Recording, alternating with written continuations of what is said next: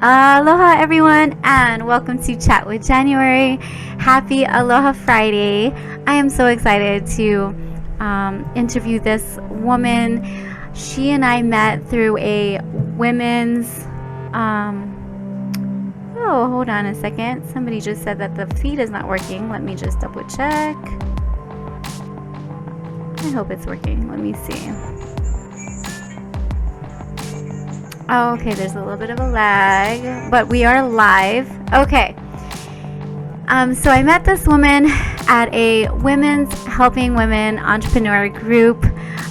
She caught my eye because not only is she a Christian, but she is also a marriage coach. And like many of you know, I'm married. I've been married to Sam for 16 years now, and we are, we've had our ups and downs, and it's definitely good to have a marriage coach, somebody to keep us accountable, on our journey of this thing called marriage. So Ryan is a marriage coach. After being married for 14 years and facing a series of challenges in her own marriage, she now helps women because she wants women to reconnect to themselves so they can create a life they love with their spouse. I love the questions that she's asked. She's very inspiring, and I'm so excited to introduce her. So I'm going to stop sharing my screen. Ryan, are you there? Yes, I am. Hi. Yay! Hi, Ryan. Hi. Hi. Thank you so much for taking the time to do this. I know you're out and about, and No, if you hear my puppy barking, it's because she's misbehaving, and so I'm gonna hold her here with me to keep her calm. yeah, that sounds like my dog. There's other dogs here that she wants to meet, but we'll have to save that for later. Well, I am so glad you took this time off. I know life is, can be sporadic sometimes, and our husbands and our families want to do things that, may kind of coincide with work. And so we just have to roll with it. So I'm glad you're here. Yeah. Thank you so much for coming. So, Ryan, last time we talked, I had a really in-depth conversation with you about what you do, and I said, oh my gosh, we need to talk more about this live. So I'm really happy that you're here. Can you share a little bit more about what you do and what inspired you to become a marriage coach? Yeah, I think it's very common that around the 7 to 10 year mark, marriages can hit a snag, just because you're way out of the honeymoon phase. And, maybe you also have kids at that point, and whatever you have going on, you've got responsibilities and life happens, and you get making each other a priority, and even making yourself a priority just kind of becomes a back burner thing because you have stuff to do. And we don't recognize when little cracks are forming. We don't see it until it's like a chasm. And so that's kind of where we were, where we got to a place where, I was finding myself wondering, how did we even get here? Things started off so well. Like, we knew from the day we started dating that we were going to get married, and that kind of thing. So it was very confusing and frustrating. And then I was telling someone this just recently, that I think another reason why I was inspired to get into this work was because of my own parents' relationship. I saw what not to do, but I didn't. I learned a lot by learning what not to do, but I didn't learn what to do from them, which is kind of what ended up getting us into the place where we were, where something needed to change or we weren't going to make it. And then, once we got to the other side of it, and I saw how things really could go back to being really happy, and even being better than they were before, because we're more vulnerable with each other now. It made me realize that other women might need this too. And if I could help them, then they could get through it faster than we got through it. Because it took us, we probably had a 4-year stretch of really difficult times, not just between us, but stuff was happening to us as well. And So I just feel like, if I can help women take care of their side, they can get through it a lot faster than 4 years. 4 years. Hmm. Yes, I recall when. So my story is that, my husband is was in the military, so he was deployed a lot of times. It was almost like every other year he was deployed. So I know for women in the military, marriage is definitely like a touch and go, and I think the divorce rate in the military is quite high. And so, Yeah. so with that challenge, along with and civilians, also have the challenge. What do you feel is the most? If you've talked to all your clients, what do you feel is the commonality between why marriage struggle? I think it is communication, but communication ends up being the thing that they perceive to be the problem, where it really goes a lot deeper than that. And at the same time, until you work on your communication, you really can't get to those deeper parts. Mm, So communication is really, really important. what do you mean deeper parts? Can you elaborate on that? So, I had a client recently who, she felt like they always feel like their communication is a problem. And then also they always think like, well, it's him. It's him, it's not me. I'm trying to communicate and he's not responding and that sort of thing. And then well, actually for me personally, I thought that that was part of our problem too. And it wasn't until I started taking care of myself that I was able to communicate differently. So, from where I stood before I was taking good care of myself, I thought I was doing everything that I could do. I thought that I was showing up in the best way possible. But then when I started learning about self care and boundaries and things like that, I realized that I was not showing up in the best way possible for us. And that some of the things that I was doing was actually causing more problems. Mm-hmm. Um, there's a very common thing that I see where women will think that their husband is shutting down when they want to have an important or tough conversation. And what I found to be so true in my marriage that completely eliminated what I thought was a shutdown was that I got quiet with him during those times where I thought he was shutting down. And then through that, I realized that that was the time that he needed to process what I was saying and to respond.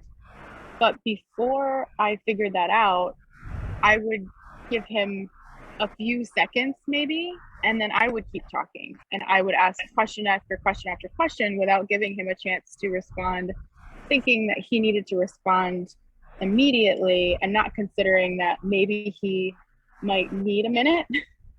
Mm-hmm. And that ended up making him feel not safe with me at all because I wasn't giving him any space to be himself or to give me an answer. Or, he was afraid that if he gave the real answer that I would be mad. Mm-hmm. So when I started, I'm sorry, I keep swinging my hand around. There's like little gnats trying to get us. I just thought that was you talking. A little bit. It's kind of both. So when I started, I just remember, you know, I had started to take much better care of myself. I had started to set boundaries. And then one day, I don't remember what we were talking about, but he shut down. And so I thought, I always, I never get what I want out of the conversation when this happens. What if I try something different? There's someone else walking by. She's getting mad. So I just decided to kind of mirror him. So he used to just kind of look down at the floor and not say anything. So I just stopped talking and I didn't, I just thought, I'm just going to see what happens if I just let him be in this situation. Mm-hmm. And it took only a minute or two. And then he started talking. And then we had a conversation. And it blew my mind that all I had to do was give him less than 2 minutes. And he started opening up. And something that I always wanted, even from the beginning of our marriage, when things were going really, really well, I still craved like deep, connected conversations. And Mm-hmm. I felt like all we ever talked about was like joking and sports, it was, I never felt like we got really like deep, but I didn't know how to tell him that that's what I wanted. Mm. um but then from figuring out that he was not shutting down and that he just needed time, we had those deep conversations that I craved all the time. We were just having one in the car on the way here. Mm. So that is a really common thing that I see, where a lot of wives think like he just shuts down and he won't talk to me when I try to have a conversation with him. And when I offer this tip of like, just try and see what happens if you be quiet with him for a few minutes. And they always come back to me and they say, oh my gosh, that was amazing. He started talking to me. I can't believe it. It was like magic. And I mean, if that's how it feels, but really it's not magic. It's just doing something different than what we've always done. It's just tweaking it a little bit. I want to talk Mm-hmm. about the ugly side because obviously I want to move into the positive side and the different techniques and strategies that we can use, but I do want to talk about the ugly side because that is a really tough thing, to Yeah. talk about and to be transparent about. So I want to hear from you, like, what have you heard from your clients in terms of how a husband and wife treat each other when things are not going so well? Well, one of my clients was sort of feeling like her husband never allowed her to feel how she wanted to feel. He would just kind of steamroll her. He didn't really seem to care that she felt the way that she felt. As if he disagreed with her, then that meant she was wrong. And because she had such high anxiety that had compounded over the years, she would just fold and give up. And I have another client who, you know, her husband will just kind of stonewall her and not speak to her. Mm-hmm. And something that I struggled with my husband, and I remember asking my coach about this at the time, was that he used to give me this look when he was mad at me that I felt like he hated me. And this was during our toughest time, like, and I just thought, how could he possibly look at me like that? That is the meanest look anyone could give a person. Mm-hmm. And he's looking at me and I'm supposed to be like his person. How could he look at me that way? And I Mm-hmm. remember asking my coach about it. What do I do? How do I get him to stop doing that? It makes me feel horrible. And Mm-hmm. her answer was, it's just a look. You don't have to read into it at all. He might not even be thinking about you when he looks at you like that. He might be spaced out. And that changed everything in regards to that one issue, because I was just like, oh, and he doesn't look at me that way anymore, because I changed how I was Mm-hmm. thinking about it. I Your changed my energy perspective. around it. Mm-hmm. And so that's, even though the issue is different with every couple, Mm-hmm. it's how we decide to approach it that makes Yeah, all the difference. absolutely. So what would you say to a woman, okay, or a man? I guess it doesn't matter, a husband or a wife, okay? Because Mm-hmm. we're dealing with marriage, and it's not like a one person thing. It's this is a Yeah. partnership, right? So, what would Yeah. you say to a couple who have these expectations about how the other you know, should be acting, or should be behaving, or should be Mm. responding? So, what would you say to that? I would say to start by exploring your own childhood and where you got those expectations from, because it most likely came from your own parents. And then start to explore what you actually want, because a lot of times what we think we're supposed to have and what we want are two different things. Mm-hmm. Um, and that way it kind of opens you up to possibilities of things being different and that being okay. So, just as an example, for years and years and years, I was waiting around for my husband to decide that he was ready to stop moving, stop pursuing something that he wanted to pursue, so that we could buy a house and have babies and never go anywhere ever again, basically. Um, and I and that's because that's kind of what I thought that I thought that's what you're supposed to do. You get married, you buy a house, you have babies, and then you just kind of live out the rest of your life for your children.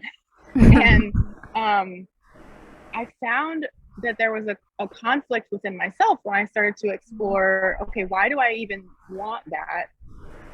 And now I'm realizing that I don't want that. And what do I actually want? And I had to get really real with myself and admit, I like bouncing around with him. I like that we don't just stay in one place for the kids. I like that we've moved around several times and that our girls get new experiences and they are kind of they have to make new friends when they go to a new place. And that doesn't mean we lose contact with the old friends, but it gives them challenges that they have to face, and that we can help them with, but they still have to face it, in some ways on their own.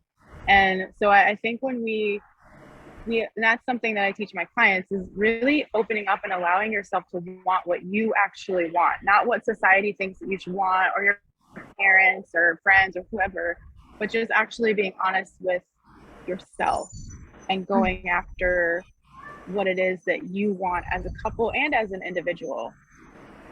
I know last week we talked about self-care and how that whole idea of self-care, but it wasn't just doing our nails or getting our hair done, you know. Can you explain, like elaborate a little bit more about what it means to really self-care? Yeah, so self-care can mean so many different things. And it's funny because we did talk about, I love getting pedicures, absolutely, but I'm not going to get a pedicure every day.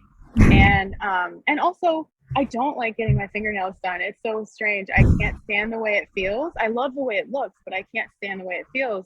So rather than me sticking myself in a box and saying, okay, if I'm going to go to the salon, I have to get all of my nails done, I get to choose to just get my toes done. But what I do daily is like the important stuff. So I like to get up early. And we're also in a season right now where, because we have young kids, getting up early is when I can have my alone time, where no one is asking me for anything. And so I meditate, I drink my tea. Our puppy is allowed to sit on the couch with me because she doesn't ask me for anything. But I do those things for myself every single day. And when our girls were even younger, that might mean that I would get 10 minutes to myself in a day. And I always tell women who have kids, especially, to don't try to overhaul your daily routine. Don't try to go from having no time to take care of yourself to suddenly I'm going to make an hour for myself every day. Start with 5 to 10 minutes. Start with hiding in the bathroom or the closet if you have to, just to get that time. Leave the room unannounced so that you have a longer period of time before they come and try to find you. Right. And then work your way up from there, because that's how you'll be able to sustain it. That's actually something that my husband and I were talking about in the car, is we want to help our girls have, we want to add some good habits into their daily after school schedule. And we were talking about starting with just a few minutes at a time and slowly increasing it so that they are more used to it. And it's just easier to me to do it that way. So I'd say, even if you only have a few minutes, take some deep breaths. If meditation is a word that scares you, just close your eyes and breathe deep. It's the same thing.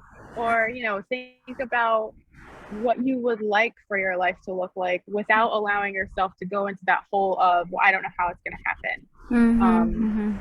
And just start really small so that you can build on that new foundation. And then you start to see so many things change when you're taking care of yourself. You look at things differently, you treat your spouse differently, and then they respond differently to you. You treat your kids differently. We're taught to just give and give and give and put ourselves last. But if we start putting ourselves first, we are so much better equipped to take care of everyone else in our lives. And wives and mothers, we do have that instinct to take care of everyone. So I don't want to lose that. But when I take care of myself first, or when I openly admit to my kids, I'm not available for you right now, it makes me a better parent. And it also sets an amazing example for my kids, because they see that I'm not going to run myself ragged so that they can be happy. And that, and you know, when they get older, they might not understand it now, but when they grow up and get older, if they decide to get married or have kids or any of that, they're going to have those habits already instilled in them of, you know, mommy takes care of herself, and mommy takes care of herself so that I can take care of you. And instead of, you know, what we see so much in society is that you have to just give up your life if you're going to be a mom, and everything is devoted to the kids. And even as a wife, you know, you can be expected to do all the housework and all the cooking and everything, and feel guilty if you don't want to. So it really starts though with just taking care of yourself, little by little, adding to that, something daily. I don't care what it is. Yeah. Is there a quote or a word, some kind of word that allows you to remember to self-care? Because I think for a lot of us, I used to be a, you know, stay-at-home mom, and literally just stay-at-home mom. Like, I'm at home taking care of the kids. Obviously now I have a business, so I'm a stay-at-home mom and a working mom, but I work from home, right? Yeah. There are women out there who are watching, who either just gave birth or, you know, just recently mom of one, mom of two. And I remember when I became a mom, I was like, what does this mean? I have my husband, you know, like that whole dynamics changed because I had no idea what cap was I wearing. So is there a word or something or a quote that we as women can remember? You know, what can we tell ourselves to remind ourselves to do self-care? I really love that question. And I think that my answer will be geared more towards moms. Yeah. But for me, it was that my dad actually said this, and I didn't understand what he meant until I accidentally did it. He said, I just don't want you to lose yourself in motherhood.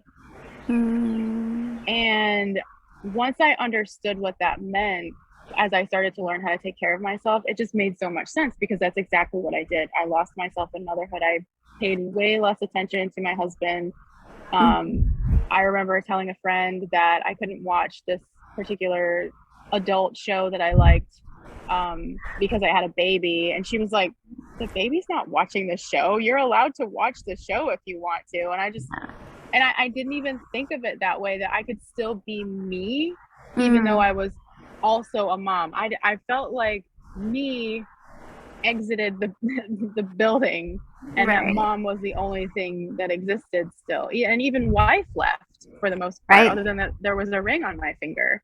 And so that, even though it's something that my dad said, it's still a quote. You know, it's like, he said, don't lose yourself in motherhood. And and you could say that too about being a wife. Don't lose yourself in being a wife, because if you remove your own identity to take on the identity of wife or mom only, then you are losing the best parts of yourself, and you're losing the parts of yourself that got you married in the first place, you know, that drew your spouse to you. And we just don't look at it that way. We look at it as like, well, I'm a mom now, so I have to do XYZ, instead of saying, how do I be a mom, be a wife, and still be myself? And the be myself part should come first. Absolutely. I agree with you. You know, like I said, I've been married for over 16 years now, and we went through like this roller coaster, you know, of emotions, and people kept telling me, take care of yourself, take care of yourself. And I'm like, but I did my hair, I did my nails, like, what are you talking about? So I didn't realize, you know, what it really truly meant to take care of yourself, and to really hone in on like the deeper aspect of who we are as a human being, you know, as an individual, because like I said, you know, I lost myself in motherhood. even in marriage, like I didn't even know what that meant. Like, what does it mean to be a wife, Mhm. So lost myself in that, lost myself in motherhood, and through the navigating of life, and people keep inundating self-care, self-care. I'm like, I am doing it. But it really is looking deeper and really being honest with ourselves, right? Would you say Yeah. that that's something that you've learned? Like, how did you learn, like, self-care is vital in a marriage? I think I started listening to podcasts because we basically what happened was we finally realized that we were headed in a direction that we didn't want to head down. And then we started having conversations about, okay, what do we do about it? And we got stuck there. We got stuck in a what do we do about it because we didn't know. And some of the more traditional things like couples counseling just didn't feel right to us, mostly because my parents did it and his parents did it, and they still got divorced. And that doesn't necessarily mean that couples counseling is going to lead to divorce, but in since we take on what we learn as children as fact, that's kind of how it felt to us. It's not something that we were equipped to examine. We didn't realize that that reality isn't everyone's reality. So it just didn't feel right for us. And so we just had to, I kind of forgot where I was going with that, but like oh, now I remember. So we got like stuck in this holding pattern of like, okay, we don't like what we're doing, but how do we change it? We don't know. And so that's when I realized that I had to take care of my side of the relationship. And so then I started to listen to kind of like personal development podcasts. And that's when I started learning about self-care and boundaries. And somewhere along the way, I heard a quote that self-care is not selfish. And that was really a big moment for me because I thought it was selfish to try to take care of myself. Because that's what I had learned throughout my life is that you give and give and give, you put yourself last, not just as a mom and a wife, but as a human being, that you just, everyone comes before you, which ends up meaning that you never get around to taking care of yourself. And so the idea that I would take care of myself really felt selfish to me. And it took a lot of work for me to wrap my head around the fact that, oh, it's actually the opposite. I have to take care of me first so that I can take care of everyone else and give those things that I want to give. And so that was part of my discovery. And that's why I said to just take a few minutes, because if you try to go to an extreme and suddenly carve out an hour for yourself when before you felt like you didn't even have 30 seconds, you're not going to stick to it. And if you start really, really small, as small as you think you can handle, then you build on that, because you'll start to say, oh, I like this. I want more of it. And then you'll want to add more of it. You'll want to stick with it. And then also, it's not cheating to put a reminder in your phone to get you, to help you build the habit. I do it. And when I want to build a new habit, I put it in my phone as a reminder. There's an app called YAP, YAPP, which will give you random reminders, so you never know when they're going to pop up. And that's been the most helpful thing for me, because sometimes when I set a reminder that's going to go off at the same time every day, I start to ignore it. Right. But if it's something where I never know when it's going to show up, then it kind of hits me, and I usually feel like it's like a nod from the universe, like, you needed to see this now. That's a great app. Thank you. It's free. It's great. I don't know if it's on Android, but I know it's on iPhone because that's what I have. Good thing I have iPhone. So hopefully our iPhone listeners will like download that. So another thing I wanted to ask, because I've talked to a lot of my friends, and I feel like it's the same thing that I'm hearing in terms of a couple things: expectations and insecurities, right? And feeling like that our significant other maybe looking at another person, like things like that. That is like, I feel like those are the patterns and things that I've been hearing from my friends and family, right? So how do we deal with that? How do we deal with expectations? How do we deal with insecurities and feeling that our significant other may go the other way? That's actually something that I still struggle with. That's one of my like, and I didn't realize that. I didn't think that I was the jealous type, because I don't become belligerent or, throw a fit if my husband speaks to a woman or anything like that, but I internalize it. And I didn't realize that I was doing that until just recently, to where sometimes even looking at a we'll be watching TV, and if an ad with a beautiful girl comes on and he's not even looking, I'm getting jealous. And so that's when I realized that's something that I have to work on within me. And there are times when, he might go out with one of our friends and his girlfriend, and I might stay home with our kids. And anytime I find myself starting to feel insecure and asking myself those questions, I sort of have an inner dialogue with myself, which is, why am I feeling this way? Why am I feeling this sort of mistrust? And then I always come back around to, do I trust myself? Because if I don't trust myself, it manifests as feelings of me not trusting other people. And also, I know that if for some reason something were to happen in a way that I didn't want, that I'm okay. And that anything that he does or doesn't do doesn't have anything to do with my worth. And so that doesn't mean that I want, someone else to be involved, but it frees me from feeling like his behavior is, or that how I feel is dependent upon his behavior, because that's, getting into codependency. And so I try to remind myself of that, and I just try to kind of downplay it almost a little bit in my own head of like, is this something that I really need to be worrying about? And as long as, and then one of my love languages is gifts, but gifts doesn't mean like I need presents. Gifts means that I get to know that he was thinking of me when I wasn't around. So as long as he texts me while he's out, or even if he doesn't, but when he does text me when he's out, or he lets me know when he's coming home, that lets me know that I have been on his mind while he was gone.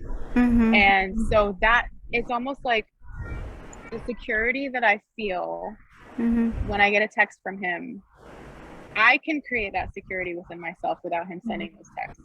And so that's what I work on doing, because everybody kind of has like their thing, and this is one of mine. And it took me a long time to realize it, because I don't do what you see on TV, like in reality shows, when a spouse is jealous, or on those ridiculous shows where we see the behavior of jealous people. I thought like, oh, I don't act like that, so I'm not a jealous type. But then I realized I kind of can be the jealous type. I just don't say anything, and I don't even acknowledge it. Ooh, the bug. I don't even acknowledge it within myself. They're walking by right now. Oh. But I think it's great that you acknowledge it, that you actually are aware that jealousy doesn't necessarily mean, this crazy off the wall like reaction, but it can actually mean a little bit more internal, maybe even hidden, but it's in your mind, right? So I think that's great. I mean, I think being self-aware, right, of how you act and like how you respond, and really the thoughts, right? The thoughts that come into our head, and which kind of aligns with my other question about expectations. Another thing that I've observed is that expectations can really get the best of us, especially in a marriage. Because when we have friends, we have no expectations of our friends. And so our relationship with our friends are beautiful and they're joyful. Hmm. But when it Yeah. comes to our spouses, we have these expectations of the other person, of how that person should be, and the idea in Hmm. our mind of like the image of how we want our husbands to be, right? Or our wives to be. Now, Hmm. how do you resolve that within yourself? It's really the same kind of thing of asking, what we talked about before with parents and looking back on your own childhood, because that's where your expectations typically come from. They either come from that, or they come from, watching TV or movies and seeing something that you maybe wish that you had, and you start to look at that as something like, oh, I don't have that. I wish I had that. Why doesn't he do XYZ? That happened to me with the show The Office. Mm. Mm-hmm. Jim Halpert was, constantly doing things to try to win over Pam and show his love for her.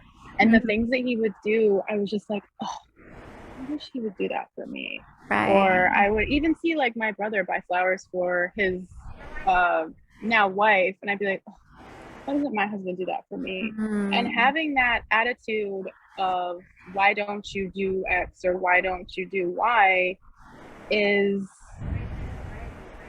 it's like perpetuates itself. Like when you're kind of having that woe is me attitude, like they don't do this thing that I would love, they don't do that thing I would love. Well, how about instead just tell them what you'd like?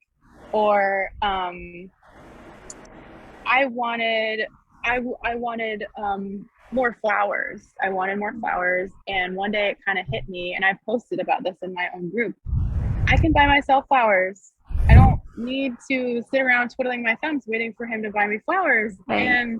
And then he gets to see, oh, she likes flowers, and oh, those are the kinds of flowers that she likes. So guess what? Mm. Then he starts buying them for me. So it's like Mm. this vicious cycle if we're not paying attention, where we're looking at what we're not getting, we're Uh-huh. looking at what they're not doing, and Mm. then we just get more of that. Whereas if we would just communicate, I would love if you would do more of this for me, and not just say something like, I want more romance. It's, I want more flowers, or I want more time with you, or Mm. whatever it is. We Mm. have to be very, very specific, Mm. Mhm.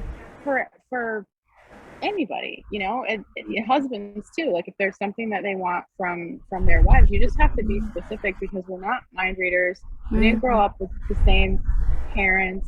Mhm. And the things that maybe like his dad did for his mom, Mhm. might not be what I want. Mhm. um and also love languages can play into that too, Mhm. where I said before, my love language is his gifts, but that's not his love language. So he had to learn that that was my love language, because he likes to give me hugs all the time, because that's his love language. Mhm. And so we have this nice balance of being aware of what each other's love languages are, but also knowing that like there's still going to be times where I'm going to love you in my own love language, just because that's Mhm. what comes natural to me. Yeah. So I think weaving the love languages into your expectations, Mhm. and having conversations about what your expectations are will really help. But it's also making sure that your own expectations are matching up with what you want, not with what you don't want. Mm. Okay, yes, because I remember, earlier on in my relationship, in my marriage, I felt like I was constantly thinking about everything that he was doing wrong. So I like boom, boom, boom, like this is what all the stuff that you did wrong, everything, and I just focused on that. And there's a quote that I love. When you change the way you look at things, the things you look at change. And Right. that quote really got to me, and I think it was that kind of shifted my perspective and shifted my way of, you're right, why am I like outlining everything that he's doing wrong? Why don't I try looking at all the things that he's done right? And I noticed that when I started looking at all the things that he was doing right, he shifted and I shifted, and it wasn't so like the tension, there was, I don't know if that happened to you. Was Mhm. that something similar that may have happened? Yeah, absolutely. Because I stopped looking at like him not being Jim Halpert and started looking at what he was doing for me, which at the time was things like taking our girls out so that I could have some quiet, or he makes me breakfast every day. He's made me breakfast every day for years now. Mm, And sometimes it's not always like what our love language is, and that's why it's hard for us to see. But mm, if we're training our brains to look in the direction of the great things that they do, like you said, you started changing the list that you were making, and that made the shift. yeah. um, what you focus on expands. And so Mm, if we stop focusing on what we don't want, what we don't like, and start focusing on the great things that they are doing and the way that they are supporting us and helping us, then mm, we start to get more of that. And I always say that it feels magical, mm. because it does feel magical, but it's really not magical. It's just like you're looking at you're shifting what you're focusing on. Right. Yeah, right. So one of the emails that I got from you was a question, and the question is, um, hold on, let me make sure I got it right. Do you or your spouse feel the insatiable need to be right? I love that question because yes, Yeah. oftentimes I Yeah. do. Yeah. Yeah. I sometimes follow that up with, would you rather be right or happy?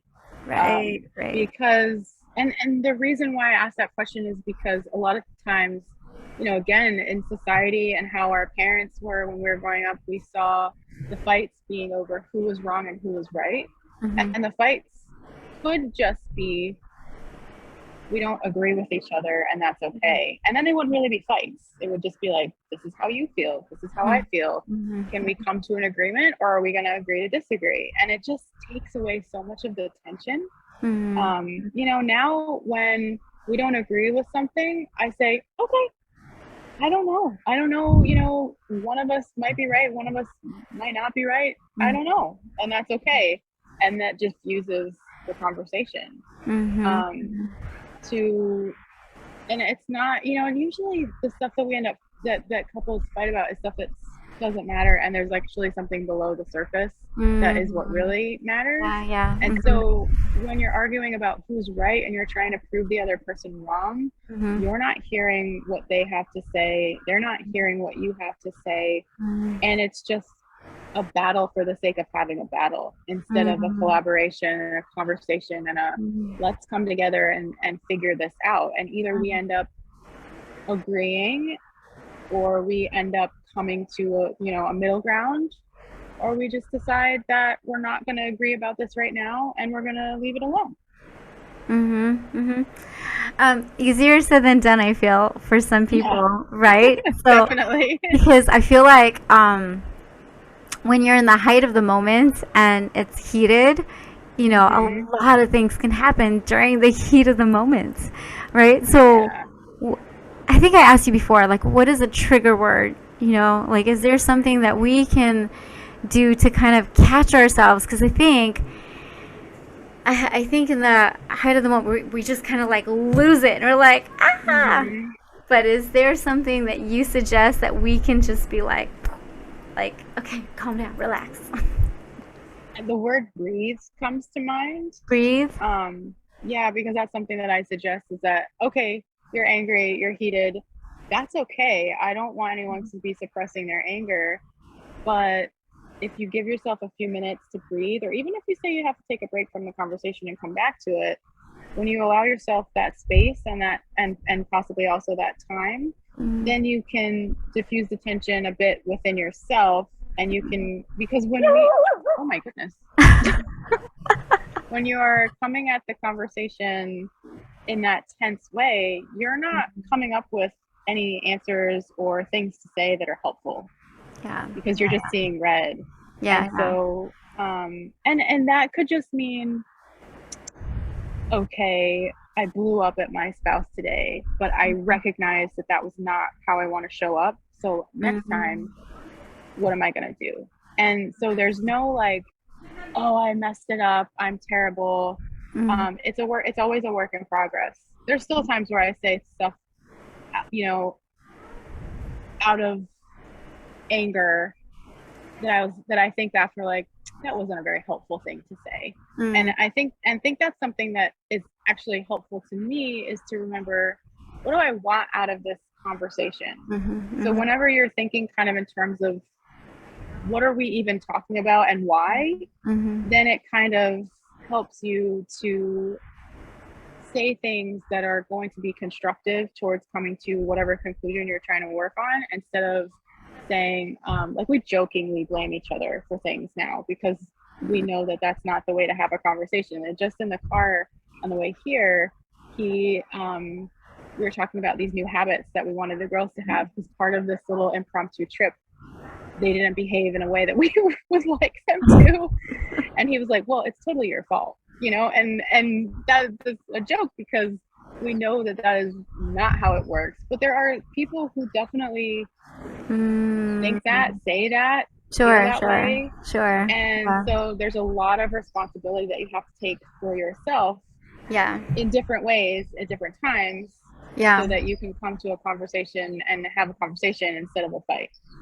Well, I think in conversation, there's the verbal and there's the nonverbal, right? And there's also a tone in how we say things. So if your husband would have said, like, it's all your fault, and he was like super upset, then you would probably not take it in a nicer way, right? You'd probably take it in a whole different light. But the way that he said it was super playful and, non-aggressive. But so much to say about love and marriage, right? Yes, absolutely. We can go on and on about this. And the crazy thing is that, so for me at least, I find that when my marriage life is suffering or has challenges, and, I can tell that it kind of melts, it kind of like absorbs into other spaces, because my marriage unit is not, it's not where I want it to be. So I know for me, like, I've intentionally, like, kind of like what you're doing, like, how do I want to show up? How do I want this to be? It did take a lot of self-care. It took a lot of, like, stepping out of, like, looking at him in such a negative light, and then really, like, that question that you just said, how do you want to show up? How do you want your marriage to look, and it seems so simple, but there's a lot of us, I know in the beginning I couldn't do it, I had such a struggle working on that, but a lot of personal development and all that, which leads me to, you have a course coming up, and it's called Stop Fighting and Start Communicating. Is that right? Actually, it's available now. It is on my website. So if you go to marriedandmanifesting.com and go to the Better Communication section, you'll find Stop Fighting and Start Communicating in just 5 days. And it's all, that one is all about communication, because to me that's really where it starts. And it's interesting that I see so many women, they think it's communication, they think that communication is like their big problem, and they think that it's their spouse that won't communicate that is the communication problem. And then they take this course, and I've had people say, like, wow, I had no idea how much power I had in this, or I've gone to couples counseling and never had the ahas that I've had in this course. So it's very, very simple stuff, but it's stuff that you don't learn, in school or society or, really anywhere, unless you're looking for it. So it's a great place to start if you're in that kind of struggle zone right now. It helps you learn how to take a lot more responsibility without dumping it all on yourself and feeling like, oh, what have I been doing this whole time, and so it's a great way to dip your toes in and also really make some big changes really fast. Awesome. Well, I would love for you to, if you can put the link after our live and just put it on there. I enjoyed the course that I did just, 2 weeks ago or 3 weeks ago, and you were talking about, like, taking out the trash. You wanted your husband to take out the trash, and there was a strategy for you to not even just say it. But I loved it. It was great. I think I think anybody can benefit. You know, a wife can benefit from your course. I don't know if do you have husbands in your course? I don't. So I always tell the wives in my group that they are absolutely feel free to share this with your husband, but Yeah. just with a preface that I am speaking to wives in the course. But a lot of it really is useful information for either side. Yeah, I would think so. I would think so. Well, thank you so much. Is there anything else that you'd like to leave us with, like a tip for us married folks? I would definitely say give yourself permission to want what you want. Give yourself permission to want what you want. Yeah. Why do you think that's such a tough thing to do? This is not what we're taught. We're taught not to do that. Yeah. Well, if we give ourselves permission, what are the benefits of giving ourselves permission? You then get to be opened up to possibly a completely different reality. Just as an example, we bounce around, we do what we want, and we have family members who think that we're absolutely crazy. We have grandparents that don't agree with the fact that the girls have gone to different schools already, and whereas we look at that as a benefit to their character, and there's people in our lives that are like, basically, I wouldn't do what you're doing, and we are fine with that. There was a while where I struggled with guilt and shame around that, because I just felt like, oh, if they think that we shouldn't do it, then maybe we shouldn't be doing it. But that was part of my journey into learning how to own my desires and our desires, and to be okay with, more than okay with, to actually love what we are creating for ourselves, because it's our life, it's not anyone else's. Yeah. Absolutely. We can go on and on. I love that we have this communication with each other, and I'm so glad that we're friends now. So with that said, Ryan, this is not over between us. We're still going to be talking and chatting, but this show, thank you so much for coming on Chat with January and Sexy Freedom podcast, media podcast. It's another show that I'm on. I don't know if you know, and it's brand new. I'm just kind of starting to get the hang of it. So that's a whole other audience with Helen Edwards, and so excited that I've joined Sexy Freedom Media Podcast. And thank you so much again, Ryan, for being on the show. Happy Aloha Friday, everyone, and thanks for the audience. Thank you. Thank you. Bye.